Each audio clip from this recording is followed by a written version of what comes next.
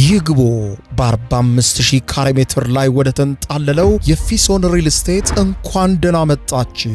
ቤቶቻችን ተጠናቀዋል። ይምጡና ይረከቡ። በተንጣለለው የፊሶን መንደር ታውን ሃውስ፣ ቪላና አፓርትመንት እንደ ምርጫው አቀርበናል። ዘመናዊና ቅንጡ አፓርትመንቶቻችን ከባለ 1 እስከ ባለ 3 መኝታ ተሰናድተዋል። እርሶን ይጠብቃሉ። የከርሰ ምድር ውሃ፣ ለተለያዩ ፕሮግራሞች የሚሆን ሰፊ ቴራስ፣ 24 ሰዓት የማይቋረጥ ተጠባባቂ ጄኔሬተር፣ ሰፊና አስተማማኝ የመኪና ማቆሚያ፣ የደህንነት ካሜራ ጨምሮ ይሄ ቀረሽ የማይባል ዘመናዊና ቅንጡ አፓርትመንት። ምርጫው ቪላ ከሆነ ደግሞ የተሟላና በ340 ካሬ ሜትር ላይ ያረፈ በውስጡ 6 መኝታ ቤቶች፣ 7 መታጠቢያ ቤቶች፣ 2 ሳሎን፣ 1 ባህላዊና 1 ዘመናዊ ኩሽናዎችን በውስጡ ያቀፈ ቤትም አለን። ታውን ሃውስስ ቢሉ በፊሶን መንደር ምን ጠፍቶ 5 መኝታ ቤት፣ 6 መታጠቢያ ቤትን፣ 1 ባህላዊና 1 ዘመናዊ ኩሽና አካቶ በ190 ካሬ ላይ ያረፈ 2 መኪና ማቆም የሚያስችል ሰፊ ግቢ ያለው የፊሶን መንደር። ይምጡ፣ ዛሬውኑ የቤት ባለቤት ይሆኑ። በ0952 78 78 78 ወይም በ0952 79 79 79 ላይ ሃሎ ይበሉን። ፊሶን ሪል ስቴት የርሶ።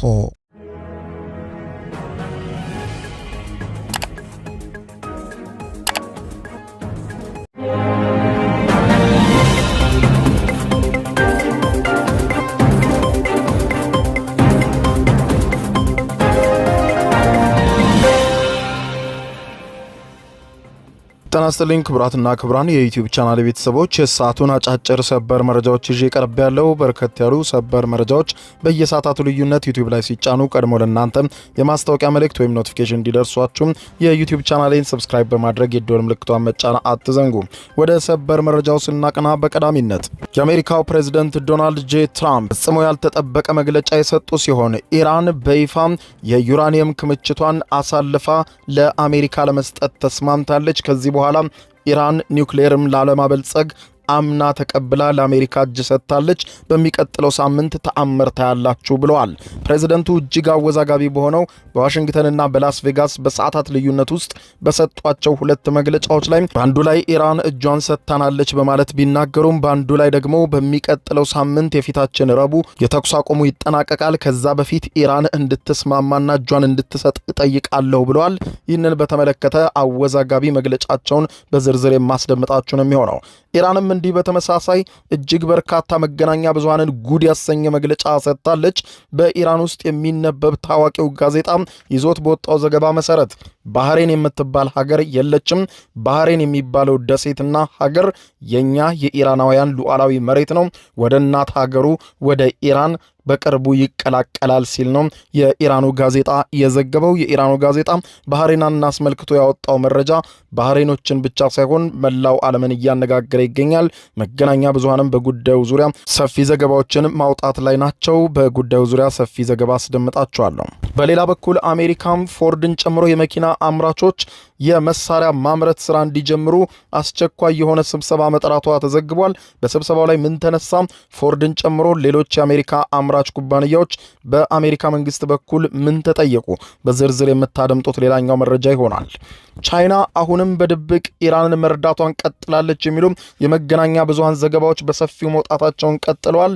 አሁን ግን በይፋ ለአሜሪካ ምክር ቤት በቀረበ ማብራሪያ እጅግ በርካታ ረቂቅ የራዳር መሳሪያዎችን፣ ልዩ ሆነው ውስብስብ ቴክኖሎጂዎችን ቻይና ለኢራን አሳልፋ መስጠቷንና አሁንም እየሰጠች እንዳለ አመላካች ነው ተብሏል። ጉዳዩን በተመለከተ በሰፊው ዝርዝር ዘገባ ወጥቷል፣ ታደምጡታላችሁ። የአሜሪካ የጦርነት ወጪም እየጨመረ መምጣቱን በተመለከተ እንዲሁም ፔንታጎኑ ዋና ኃላፊ የሆኑት ፒት ሄግሴትም በሰጡት መግለጫ የሚቀጥለው ሳምንት ጦርነት ይጀመራል ማለታቸው አወዛጋቢ ጉዳይ ሆኗል። እስከ ፍጻሜ ቆዩ። እነዚህ ያስተዋወቅኳችሁና ሌሎችንም በርካታ ዝርዝር መረጃዎች ታደምጣላችሁ። አብረን ዝርዝሩን እንከታተለው።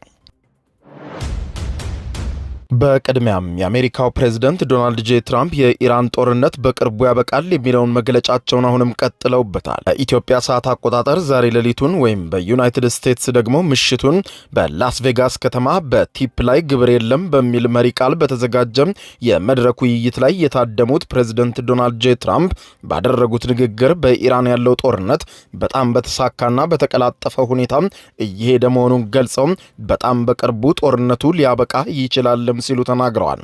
ፕሬዝደንቱ በኢራን ውስጥ ፈጣን ክስተቶች ሊከሰቱ እንደሚችሉ በመጠቆም በሚቀጥሉት ሳምንታት ውስጥ የሚሆነው ነገር ህዝቡ በንቃት እንዲከታተል አሳስባለሁ። በሚቀጥለው ሳምንት ዩናይትድ ስቴትስ አዲስ ተአምር በኢራን ውስጥ ትሰራለች ብለዋል። ወደ ጦርነቱ ጉዳይ ከመመለሳቸው በፊት ስለ ነዳጅ ዋጋ ሲናገሩ የነበሩት የአሜሪካው ፕሬዝደንት ዶናልድ ጄ ትራምፕ በሚቀጥለው አንድ ሳምንት ውስጥ ወይም ከዚያ በላይ በሚሆን ጊዜ ውስጥ ምን እንደሚፈጠር እንይ ካሉ በኋላ እየመጣ ያለው የአሜሪካ የአጋማሽ ዘመን ምርጫም በማጣቀስ በጣም ልትደነቁ ትችላላችሁ፣ እናም ከተደነቃችሁ ሪፐብሊካኖችን ምረጡ በማለት ለደጋፊዎቻቸው ጥሪ አቅርበዋል። በተመሳሳይ ፕሬዝደንት ዶናልድ ጄ ትራምፕ ዛሬ ሌሊቱንም በዋይት ሃውስ ለጋዜጠኞች በሰጡት መግለጫ ደግሞ ዩናይትድ ስቴትስ ከኢራን ጋር ያላትን የተኩስ አቁም ስምምነት ማራዘም ያስፈልጋት እንደሆነ እርግጠኛ አይደለሁም። የተኩስ አቁም የሚራዘምበት ነገር ብዙ አልታየኝም ብለዋል። ይህ የተኩስ አቁም ስምምነት ካልተራዘመ የፊታችን ረቡዕ አፕሪል 22 የሚያበቃ ይሆናል። ሆኖም ዩናይትድ ስቴትስና ኢራን ከዚያ ጊዜ በፊት ስምምነት ላይ መድረስ ካልቻሉ ጦርነቱ እንደሚቀጥል ፕሬዝደንቱ ያመለከቱ ሲሆን ትራምፕ ቃል በቃል ለጋዜጠኞች እንዳሉት ስምምነት ከሌለም ኢራን እሺ ብላ ያቀረብንላትን ካልፈረመች ጦርነቱ ይቀጥላል። ይህንን ነው የማረጋግጥላችሁ ብለዋል። አክለውም ድል እንቀዳጃለን፣ በጣም በቅርቡ ተአምር ለመስራት ተዘጋጅተናል በማለት የጦርነቱ አሸናፊ እንደምንሆን ልታውቁ ይገባል። ይህንን በሙሉ ልብ ነው የምነግራችሁ ብለዋል። ፕሬዝደንት ትራምፕ በኢራን ያለውን ጦርነትና የተኩስ አቁሙን እርዝማኔ በማቃለል ቀደም ሲል አሜሪካ ከገባችባቸው ረዣዥም ጦርነቶች ጋር ይህንን አነጻጽረውታል። ኢራን ጋር ወደ ጦርነት ከገባን 2 ወር ሆኖናል በማለት የገለጹት ትራምፕ ማለቴ 2 ወር ብቻ ነው የሆነን፣ በሌሎች ጦርነቶች ውስጥ ለ18 ዓመታት ለ4 ዓመታት ተዘፍቀን ቆይተናል ያሉት ፕሬዝደንት ትራምፕ እናም ታውቃላችሁ በጣም በቅርቡ ደግሞ ድል ስለምንቀዳጅ የበዛ ጊዜ በጦርነት ውስጥ አንቆይም ብለዋል። በመቀጠልም ትራምፕ በእሳቸው አመራር ስር ያለውን ኢኮኖሚ እጅግ ሲያደናንቁ የታዩ ሲሆን ባደረጉትም ንግግር ላስ ቬጋስ የነዳጅ ዋጋም በ1 ጋሎን $5 አካባቢ ቢሆንም በመጀመሪያው የስልጣን ዘመኔም በሀገራችን ታሪክ ውስጥ ምርጥ የሚባለውን ኢኮኖሚ ገንብቼ ነበር፣ አሁንም እጅግ አስደናቂ እያደረግነው ነው ኢኮኖሚውን ብለዋል።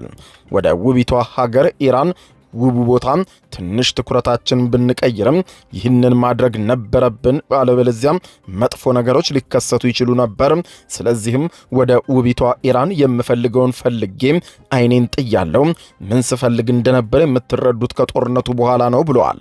ትራምፕ ኢራንን ውቢቷ በማለት በመጥራት እንዲሁም እየጨመረ የመጣውን የዋጋ ግሽፈት የውሸት ወይም ፌክ ሲሉ የጠሩት ትራምፕ ይህ የነዳጅ ዋጋ ምክንያት የተፈጠረ መሆኑንና ዋጋውም ወደ ቀደመ ጦርነት ደረጃ እንደሚመለስ ጠቁመዋል። አትርሱም፣ በነዳጅና በኢነርጂ ዋጋዎች ምክንያት የተወሰነ የውሸት የዋጋ ግሽፈት እያጋጠመ ነው፣ ግን ሁሉም የውሸት ነው። በሚቀጥለው ሳምንት ተአምሩን ስትሰሙ ሁሉም ነገር ይንኮታኮታል፣ ይቀንሳል ብለዋል። ፕሬዝደንት ትራምፕ በላስ ቬጋስ ወደ ተሰናዳው መድረክ ለመሄድ ከነጩ ቤተ መንግስት ዋይት ሃውስ ሲወጡ ከጋዜጠኞች ጋር በነጩ ቤተ መንግስት ተገናኝተው የነበረ ሲሆን ከጋዜጠኞቹ ጋር በነበራቸው ቆይታ አንድ አስገራሚ ነገር ልንገራችሁ፣ ኢራን እስካሁን ያበለጸገችውን ዩራኒየም የኒውክሌር ብናኝ በሙሉ ለኛ ለመመለስ ወይም ለአሜሪካ ለማስረከብና ባዷን ለመቅረት ተስማምታለች በማለት አስገራሚ ነገር ተናግረዋል። ይህ እውነት ከሆነ ከኢራን በኩል የተደረገ ትልቅ የእጅ መስጠትና የጦርነቱን ለማቆም አሜሪካ የምትፈልገውን ቁልፍ ጥያቄ የሚያስጠብቅ ይሆናል ሲሉ መገናኛ ብዙሃን ዘግበዋል። በጉዳዩ ላይ ግን እስካሁን ኢራን ማስተባበያም ሆነ ማረጋገጫ አልሰጠችም። ትራምፕ በቢ2 ፈንጂ ጣይ አውሮፕላን ባደረጉት ጥቃት ምክንያት ጥልቅ ከመሬት በታች ያለው የኢራን የኒውክሌር ብናኝ ለኛ ለመመለስ ተስማምታለች ብለዋል።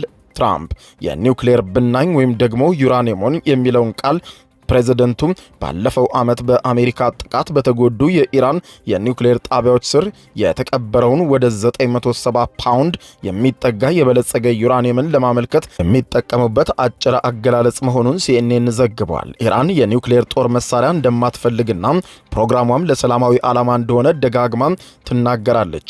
ኢራንም ሆነች በግጭት ውስጥ እንደ አስታራቂ ሆነው የሚሰሩ ሀገራት ይህንን የመሰለ ትልቅ እመርታ ስለመኖሩ እስካሁን በይፋ የተናገሩት ያሉት ነገር ባይኖርም ትራምፕ ግን ኢራን እጅ ሰጥታናለች፣ የኒውክሌር ዝቃጯን በሙሉ ለኛ ለመስጠትና ለማስረከብ ተስማምታለች። ይሄ በጣም ጥሩ ነው፣ ላቀረብነው ጥያቄም የተሰጠ ምላሽ ነው ብለዋል።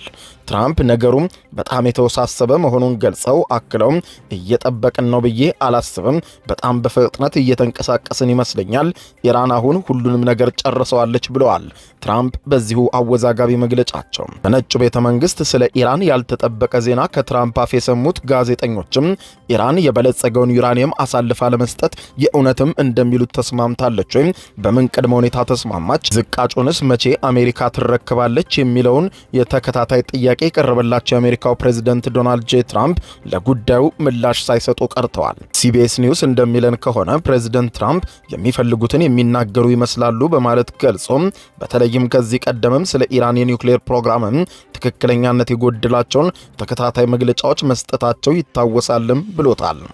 ፕሬዝዳንቱ ስለ ስምምነት ተስፋዎች ቢናገሩም ወታደራዊ ክንፍ ግን ጥብቅ ማስጠንቀቂያዎችን ቀጥሏል።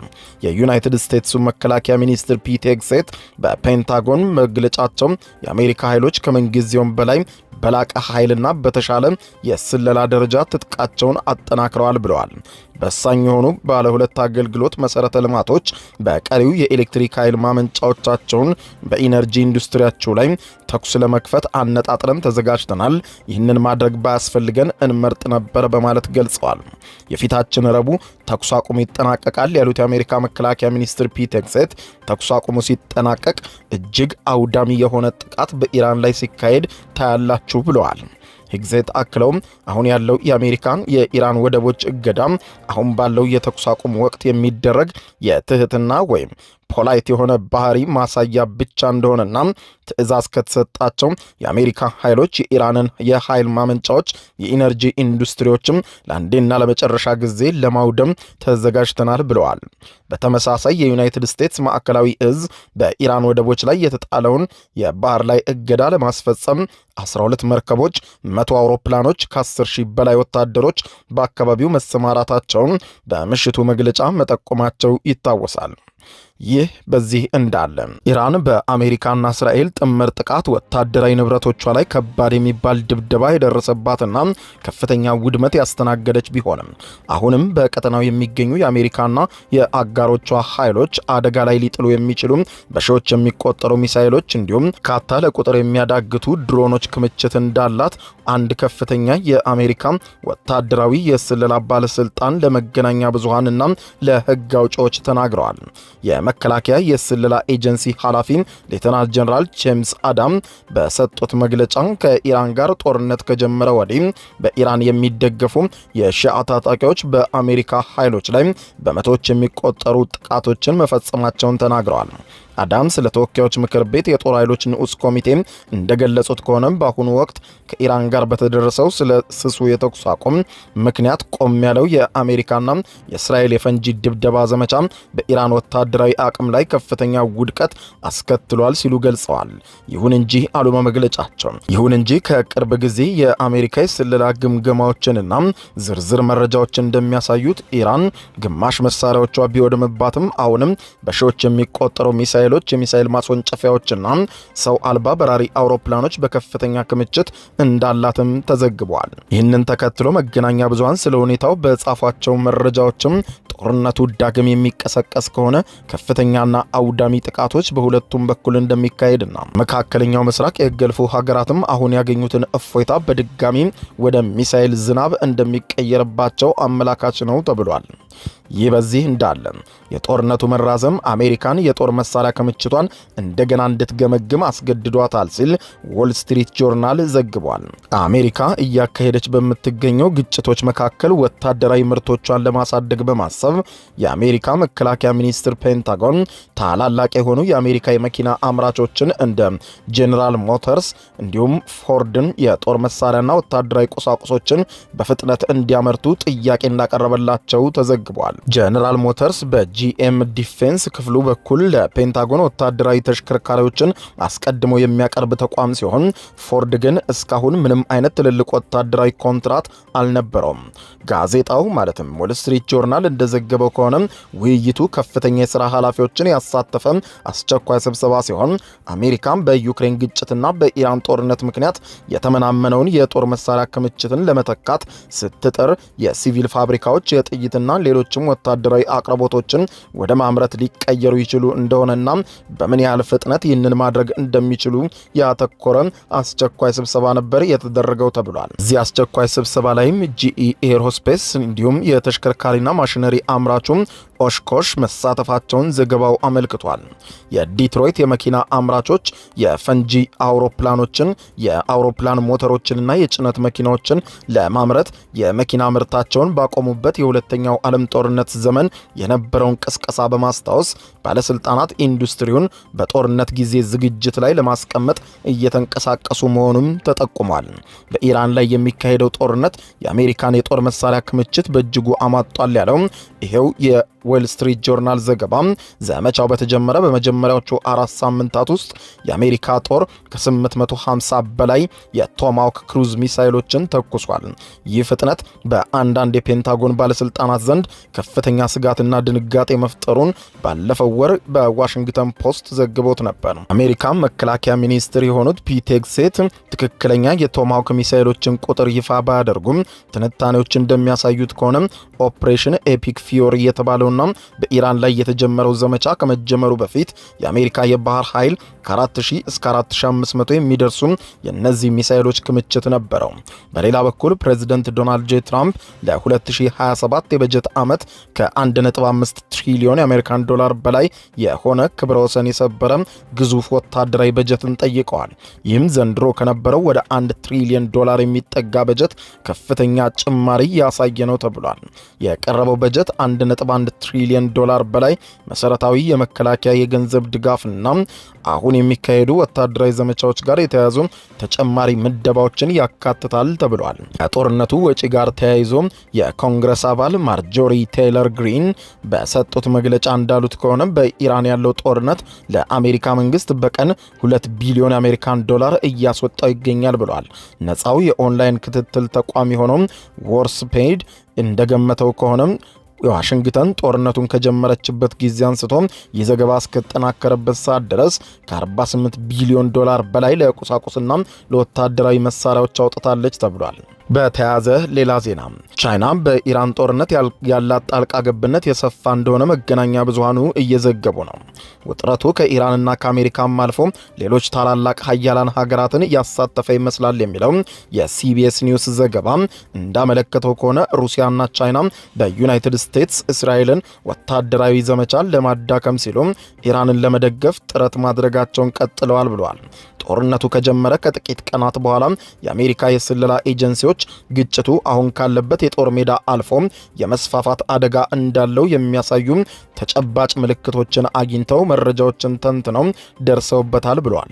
ጉዳዩን በቅርበት የሚያውቁ በርካታ የአሜሪካን ባለስልጣናት ለሲቢኤስ ኒውስ እንደነገሩት ከሆነ የአሜሪካ መከላከያ ኃይል ፔንታጎን ወታደራዊ የመረጃ ክንፍ የሆነው የመከላከያ የስለላ ኤጀንሲ ተንታኞች ቻይና ለቴህራን የላቁ የራዳር ሲስተሞችን ለመስጠት ያሰበች መሆኑን ገምግመው የራዳር ሲስተሞቹን በመስጠት አሜሪካን አስመትታለች ብለው ያምናሉ። ይህ መረጃ የተሰማው ሩሲያ በመካከለኛው ምስራቅ በሚገኙ የአሜሪካ ወታደራዊ ቦታዎች ላይ ለኢራን የስለላ መረጃዎችን አጋርታለች የሚሉ የተለያዩ ሪፖርቶች በወጡበት ወቅት ነው። ሩሲያ ለኢራን መረጃ ማስተላለፏን ሲቢኤስ ኒውስ ቀደም ብሎ የዘገበ ቢሆንም ቻይና በግጭቱ መጀመሪያ ላይና ምናልባትም ለረጅም ጊዜ ኢራንን ለመርዳት ያሳየችው ፈቃደኝነት የአሜሪካን የቀጠናውን ፍላጎት ለማመጣጠን የሚፈልጉ ኃይሎች መካከል መደበኛ ያልሆነ ሰፋ ያለ ትብብር መኖሩን በግልጽ አመላካች ነው ተብሏል። ስለ ብሔራዊ ደህንነት ጉዳዮች ለመወያየት ማንነታቸው እንዳይገለጽ የጠየቁ አንድ ከፍተኛ የአሜሪካ ባለስልጣን ለሲቢኤስ ኒውስ እንደተናገሩት ከሆነ ቻይና ለኢራን የኤክስ ባንድ የራዳር ሲስተሞችን ለማቅረብ አስባ ነበር፣ በኋላም በጥቂቱ አደረገችው ብለዋል።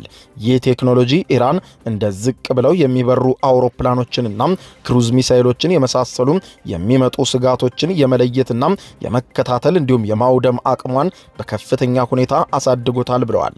የአየር መከላከያ ስርዓቶቿም የተራቀቁ ጥቃቶችን እንድትከላከል ሊረዳት ይችላልም ብለዋል። ቻይና ይህንን መሰል ረቂቅ ቴክኖሎጂዋን ለኢራን ማስተላለፏን በተመለከተ ያስተላለፈችበት መንገድ እስካሁን ግልጽ ባይሆንም ይህ መረጃ የኢራን ጦርነት የቀጠናውን ባላንጣዎች ብቻ ሳይሆን ከቀጥተኛ ወታደራዊ ተሳትፎ ውጪ ወሳኝ ድጋፍ ለማድረግ ፈቃደኛ የሆኑ ዓለም አቀፍ ተወዳዳሪዎችንም እየሳበ መሆኑን የአሜሪካን ስጋትም ያጎላ ሆኗል ተብሏል። ፋይናንሻል ታይምስ ባሳለፍነው ረቡዕ ዕለት የኢራን እስላማዊ አብዮታዊ ዘብ IRGC ከእርዝ አይ ከተባለ የቻይና ኩባንያ በሚስጥር የገዛውን የሳተላይት የስለላ መሳሪያ ይጠቀም እንደነበረ መጋለጡ አይዘነጋም።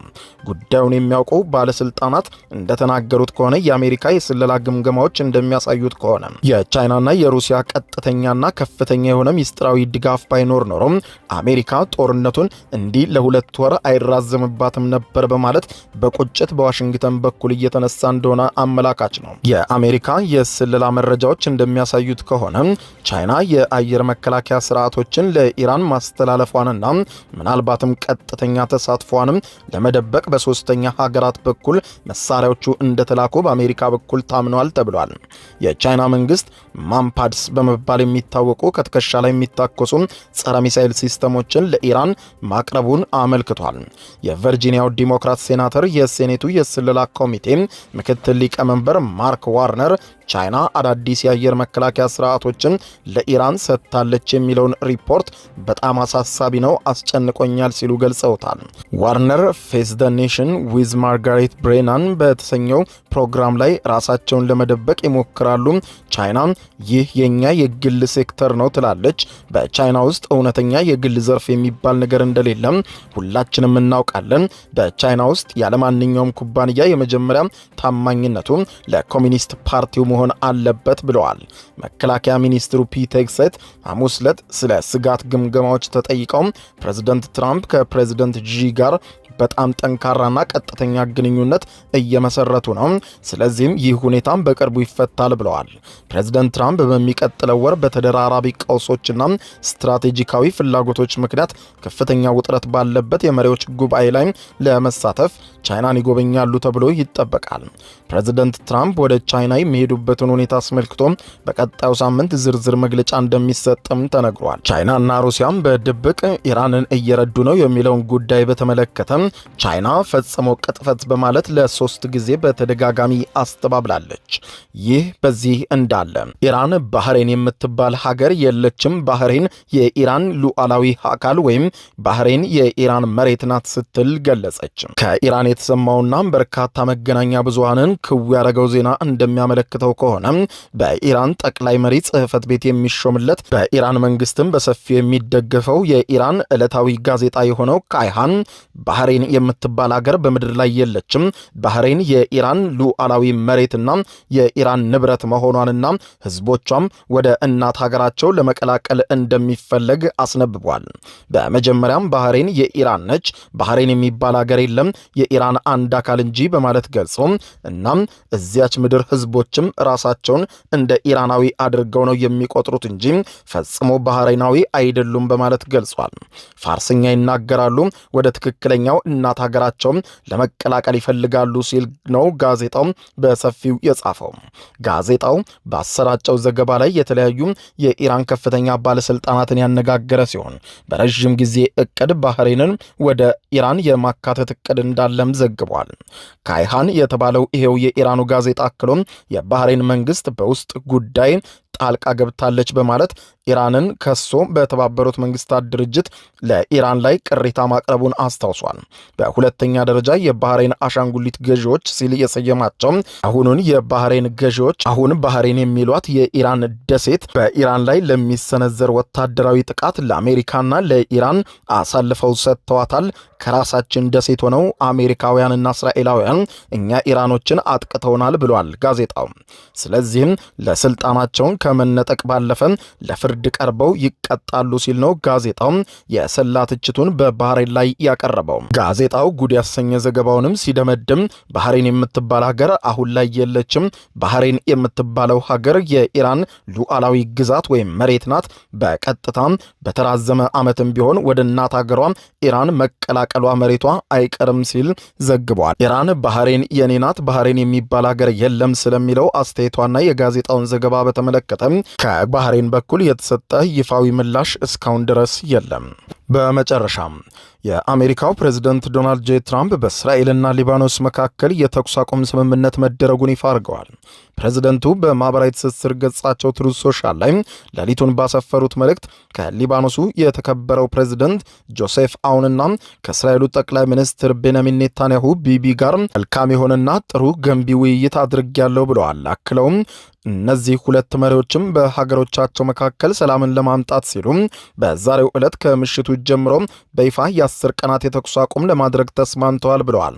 ማክሰኞ ዕለት ሁለቱ ሀገራት ከ34 ዓመታት በኋላ ለመጀመሪያ ጊዜ በዚሁ በዋሽንግተን ዲሲ ውስጥ ተገናኝተው እንዲነጋገሩ አድርጌያለሁ ያሉት የአሜሪካው ፕሬዝደንት ዶናልድ ጄ ትራምፕ ምክትል ፕሬዝደንት ጄዲ ቫንስ እና የውጭ ጉዳይ ሚኒስትር ማርኮ ሩቢዮ ከሌሎችም ከፍተኛ የአሜሪካ ባለስልጣናት ጋር በመሆን ሁለቱን ኃይሎች አነጋግረዋቸዋል ተብሏል። በመጨረሻም ፕሬዝደንቱ በራስ መተማመን በተሞላበት ቃና በዓለም ዙሪያ ያሉ 9 ጦርነቶችን መፍታት ማለት ለኔ ትልቅ ክብር ነው። ይህኛው ደግሞ 10ኛ ጦርነቴ ነው። አስቡት።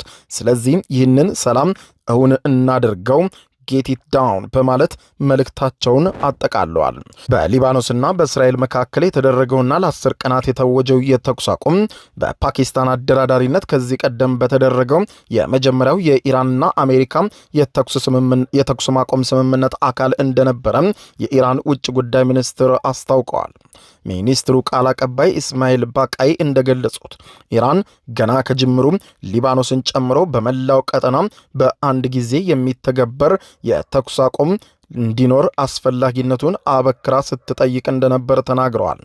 ቃል አቀባዩ ከሊባኖስ ሕዝብና መንግስት ጋር ያላቸውን አጋርነት በመግለጽ የእስራኤል ኃይሎች ከደቡብ ሊባኖስ ሙሉ በሙሉ ለቀው መውጣት እንዳለባቸው አሳስበዋል። ይሁን እንጂ የእስራኤል ጠቅላይ ሚኒስትር ጦራቸውን እንደማያስወጡ መግለጻቸው ይታወሳል። በተጨማሪም ባቃይ ሁሉም እስረኞችም እንዲፈቱና ተፈናቃይ ነዋሪዎችም ወደ ቀያቸው እንዲመለሱ ጥሪ ያቀረቡ ሲሆን ለአሁኑ የእስራኤልና ሊባኖስ የተኩስ አቁም ስምምነት እውን መሆን ፓኪስታን ላደረገችው ጥረትም እናመሰግናለን ሲሉ ገልጸዋል።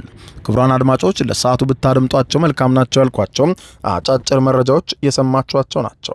ከሰዓታት በኋላም በሌላ መረጃ ተመልሰን እስከምንገናኝ በያለንበት የዓለም ዳር ቸር እንቆይ። የዩቲዩብ የስኬት ሚስጥሮችን በዝርዝር የያዘው የአቤል ብርሃኑ የወይኗ ልጅ መጽሐፍ ሁለተኛ እትም በገበያ ላይ። ዩቲዩብ ለመጀመር በአጭር ጊዜ ስኬትን ለመቀዳጀት አስበዋል? ዩቲዩብ ብጀምር ስንት ብር አገኘሁም ብሎ አስበዋል? እንግዲያውስ በዩቲዩብ 2 የወርቅ 3 የብር ሽልማቶችን ያገኘው የአቤል ብርሃኑ የወይኗ ልጅ የዩቲዩብ ሚስጥሮች መጽሐፍ በዝርዝር ሁሉንም ያብራራሉታል። ዛሬውኑ ገዝተው ህልሞን እውን የሚያደርጉበትን የዩቲዩብ የስኬት መንገድ ይጀምሩ። በሀገር ቤት አከፋፋይ አዲስ አበባ ሜክሲኮ ኮሜርስ መጽሐፍት መደብር። በውጭ ሀገራት ለምትገኙ ከአማዞን ላይ ብታዙ በቀናት ውስጥ ደጁ ይደርሳል። የአማዞን ሊንኩን እዚህ ቪዲዮ ኮሜንት ላይ ያገኙታል። የዩቲዩብ ሚስጥሮች ዘመኑ ጋር ተፈላጊ መጽሐፍ።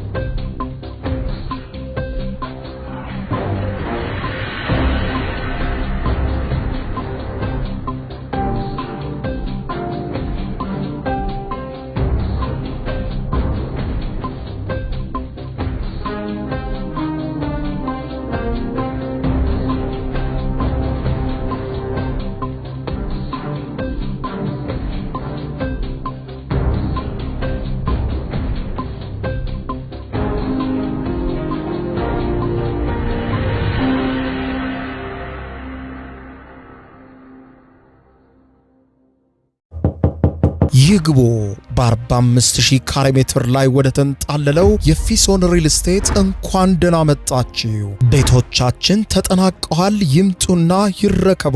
በተንጣለለው የፊሶን መንደር ታውን ሃውስ፣ ቪላና አፓርትመንት እንደ ምርጫው አቅርበናል። ዘመናዊና ቅንጡ አፓርትመንቶቻችን ከባለ 1 እስከ ባለ 3 መኝታ ተሰናድተዋል። እርሶን ይጠብቃሉ።